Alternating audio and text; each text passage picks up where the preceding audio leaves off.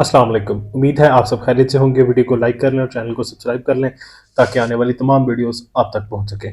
तो जनाब, सूरत हाल ये है कि अब इमरान खान की जो ताकत है उसको ये तमाम लोग तस्लीम कर चुके हैं। उसकी बहुत सी वजूहात हैं कि पाकिस्तान की अवाम ने जिस तरह 8 फरवरी को इमरान खान को वोट दिया, उसके बाद पाकिस्तान की अवाम जिस तरह इमरान खान के लिए बाहर निकल रही है, जब तहरीक इंसाफ की जानिब से कॉल दी जाती है तब पाकिस्तान की अवाम सड़कों पर निकल आती है। तो ज़ाहिर है इमरान खान की पाकिस्तान के अंदर एक ताकत है और पाकिस्तान की सबसे बड़ी सियासी जमात इस वक्त तहरीक इंसाफ है। पाकिस्तान के सबसे मकबूल तरीन लीडर इमरान खान है। ज़ाहिर है इसको कोई भी इसकी नफ़ी नहीं कर सका। तो जनाब, ये वाला सूरत हाल क्या है? अब सूरत हाल ये है कि मुस्लिम लीग नून की जानिब से भी ये बात की जा रही है और ये खुलेआम की जा रही है कि जी इमरान खान से मुज़ाकरात किए जाएँ ताकि पाकिस्तान को आगे बढ़ाया जा सके। अब इसके पीछे क्या अवामिल हैं, इसके पीछे क्या ऐसी बात है कि मुस्लिम लीग नून इस चीज़ पर राज़ी हो चुकी है कि इमरान खान से बात की जाए। तो जनाब, सूरत हाल ये है कि मुस्लिम लीग नून को ये बहुत अच्छे से मालूम है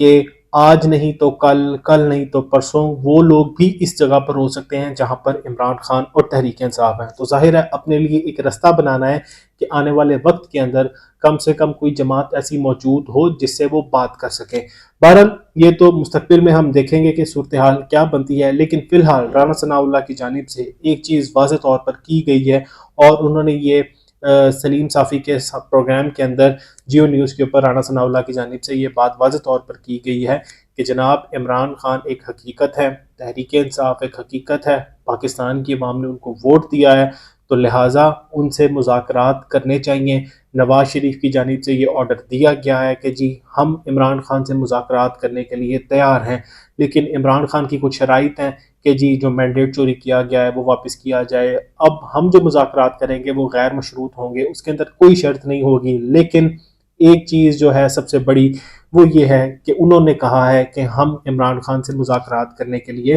तैयार हैं। अब पहली स्टेज के ऊपर मुज़ाकरात तमाम सियासी जमातों के बीच में होंगे और जब मुज़ाकरात दूसरी स्टेज तक पहुंच जाएंगे तो वहां पर मुमकिन ये है कि जो तमाम इदारे हैं जिनसे इमरान खान के इख्तलाफात हैं वो भी इन मुज़ाकरात के अंदर बैठेंगे। तो जनाब, ये इस वक्त की सबसे बड़ी खबर है क्योंकि अब इन लोगों को इस चीज़ का इदराक हो चुका है कि इमरान खान के बगैर पाकिस्तान की सियासत आगे नहीं बढ़ सकती, ना ही पाकिस्तान की अवाम इस चीज़ को तस्लीम करेगी कि जी इमरान खान को सियासत से बाहर कर दिया जाए, तहरीक इंसाफ को पाबंदी लगा दी जाए। तो जो पाकिस्तान की अवाम है वो इस चीज़ को तस्लीम नहीं करेगी। तो लिहाजा अब शुक्र है इन सियासी जमातों को इस चीज़ का एतराफ़ हुआ है, इदराक हुआ है कि जी इमरान खान के बगैर पाकिस्तान की सियासत आगे नहीं बढ़ सकी। और ये बहुत बड़ी, जो आप इसको कह सकते हैं, एक बहुत बड़ा इकदाम है मुस्लिम लीग नून की जानिब से। पीपल्स पार्टी तो वैसे ही कह रही है कि मुज़ाकरात किए जाएँ। अब इसकी ये वजह नहीं है कि उनको इमरान खान की बहुत उनसे मोहब्बत है, इमरान खान की बहुत परवाह है। असल वजह ये है कि ये लोग दहाइयों से पाकिस्तान के अंदर सियासत करते आए हैं। इनको मालूम है कि आज यहाँ पर तहरीक इंसाफ है तो कल यहाँ पर हम हो सकते हैं। तो इसीलिए अपने लिए एक रास्ता बना रहे हैं कि आने वाले वक्त के अंदर उनके लिए मामलात ख़राब हो तो उनके लिए कोई खड़ा हो। लेकिन उनका ये कहना कि इमरान खान बहुत बड़ी हकीकत है, तहरीक इंसाफ बहुत बड़ी हकीकत है, ये इस चीज़ का एतराफ़ है कि इमरान खान को ये मान चुके हैं और दिल में कहीं ना कहीं ये इस चीज़ का एतराफ़ करते भी हैं कि 8 फरवरी को हमें वोट नहीं मिला। और कुछ लोग तो टीवी के ऊपर भी आकर मुस्लिम लीग नून के ये लोग कह रहे हैं कि जी हमें वोट नहीं मिला, तहरीक इंसाफ को मिला था, तो तहरीक इंसाफ को हुकूमत बनाने दें। तो जनाब, ये है इस वक्त मुस्लिम लीग नून की अपडेट। और नवाज शरीफ राना सनाउल्लाह के बकौल कह रहे हैं कि जी हम इमरान खान से मुज़ाकरात के लिए तैयार हैं, वो जिस वक्त हमें कहेंगे हम उनसे मुज़ाकरात कर लेंगे। तो जनाब, सूरत हाल ये है कि एक तरफ तो सियासी जमातें मुज़ाकरात करने के लिए तैयार हैं, लेकिन दूसरी तरफ तहरीक इंसाफ और इस्टेब्लिशमेंट के दरमियान जो लड़ाई है वो बढ़ती जा रही है। क्योंकि आपको मालूम है DGISPR की जो प्रेस कॉन्फ्रेंस की गई थी उसके बाद तहरीक इंसाफ ज़्यादा एग्रेसिव होकर सामने आ रही है। तो जनाब, रऊफ़ हसन जो कि तर्जुमान हैं पाकिस्तान तहरीक इंसाफ के, उन्होंने प्रोग्राम के अंदर बड़ी ही एग्रेसिव गुफ्तगू की।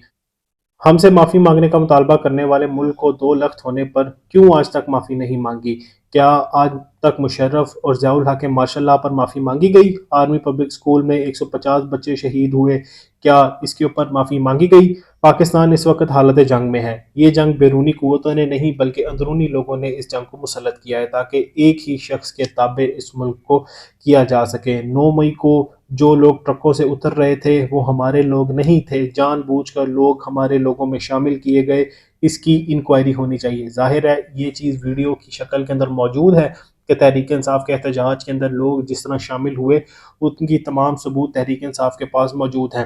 2018 کے انتخابات میں اسٹیبلشمنٹ نے ہماری 34 سیٹیں چرائیں تاکہ کمزور حکومت بنے۔ جناب یہ بات میں کب سے کہہ رہا تھا کہ تحریک انصاف کو 2018 میں جان بوجھ کر ہروایا گیا تھا کہ تحریک انصاف کی جو حکومت ہے اس کو مخلوط حکومت بنایا جائے، ان کے ساتھ پارٹیوں کو ملایا جائے، کیونکہ 2018 میں تحریک انصاف کے پاس اتنی نشستیں تھیں کہ وہ اکیلے حکومت بنا سکے، لیکن جناب اس وقت حکومت بنانے کی اتنی خوشی تھی کہ ان لوگوں نے اپنی چوری شدہ نشستوں کے اوپر کوئی کارروائی کرنے، کوئی تحقیقات کا مطالبہ کرنے سے وہ لوگ پیچھے ہٹے، کیونکہ ظاہر ہے عمران خان کو وہاں پر وزیر اعظم جو بنا لیا تھا۔ تو جناب اس کے علاوہ رؤوف حسن کہتے ہیں کہ D G I S P R کا سیاسی بھاشن آئین کے دائرہ اختیار سے باہر تھا، ہم سے معافی کا مطالبہ کرنے والے مارشل لاز اور 1971 پر قوم سے معافی مانگیں۔ تو جناب اس وقت تحریک انصاف جو ہے وہ مکمل طور پر ایگریسو ہے، وہ کسی بھی صورت پیچھے ہٹنے کے لیے تیار نہیں ہے، کیونکہ ان کے اوپر الزامات اس طرح کے لگائے گئے ہیں، اور D G I S P R کی جانب سے جو یہ کہا گیا کہ جی تحریک انصاف کو تو صرف 7% ووٹ پڑا ہے یا 31% ووٹ پڑا ہے، لیکن جناب اصل حقیقت یہ ہے کہ پاکستان کی عوام نے جتنی بڑی تعداد میں تحریک انصاف اور عمران خان کو ووٹ ڈالا، اتنا ووٹ کبھی کسی سیاسی جماعت کو نہیں پڑا۔ وہ الگ بات ہے کہ ووٹ کو چوری کر لیا گیا۔ حامد میر جناب والا 9 مئی کے حوالے سے کہتے ہیں، یہ ہے 9 مئی کا اصل کمال کہ جنرل ضیاء الحق نے ذوالفقار علی بھٹو کو پھانسی پر لٹکایا، لیکن آج بھٹو کی پارٹی جنرل ضیاء الحق کے بیٹے اعجاز الحق کے ساتھ بیٹھ کر 9 مئی کے واقعات کی مذمت کر رہی ہے۔ بہت پازیٹیو رویہ ہے۔ تو جناب اب آپ اندازہ کریں اس کے پیچھے کہانی یہ ہے کہ عمران خان ایک طرف ہے، اسٹیبلشمنٹ ایک طرف ہے باقی سیاسی جماعتوں کے ساتھ۔ اب ظاہر ہے یہ سب کچھ کیا ہی اسی لیے کیا تھا کہ عمران خان کو پاکستان کی سیاست سے باہر کیا جائے۔ آپ کو یاد ہوگا کہ عمران خان کو گولیاں ماری گئیں، عمران خان کے اوپر مقدمات کیے گئے، عمران خان کو عدالت کے احاطے سے گرفتار کیا گیا، عمران خان کے گھر کے اوپر حملہ کیا گیا، بہنوں کے اوپر مقدمات کیے گئے، بیوی کو گرفتار کر لیا گیا، پارٹی کو تتر بتر کر دیا گیا، لیکن اس کے باوجود پاکستان کی عوام نے 8 فروری کو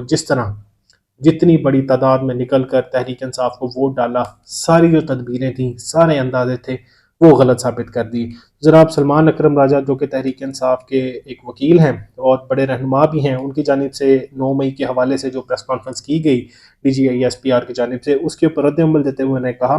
معافی وہ مانگے جنہوں نے الیکشن نہ کروا کر آئین توڑا، معافی وہ مانگے جنہوں نے لوگوں کے گھروں میں چھاپے مارے، بچیوں کے جہیز کو اٹھا کر لے گئے، معافی وہ مانگے جنہوں نے لوگوں کے کاروبار کو تباہ کیا۔